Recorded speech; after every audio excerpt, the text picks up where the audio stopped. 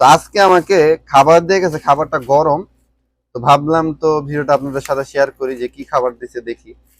তো ভিতরে একটা চামচ, তারপরে হচ্ছে, তারপর দেখি ভিতরে কি দেওয়া আছে। মনে হয় গরম যেহেতু তো ভালো খাবারই হবে, এর জন্য আপনাদের সাথে শেয়ার করতে।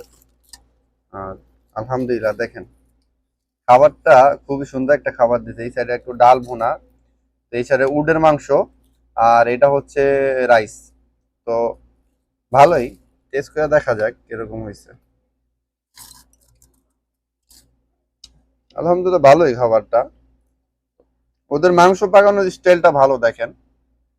মাংস যে পাকায় একবারে মনে হয় যে খোয়া খোয়া যায় আর কি, ওরকম আর কি।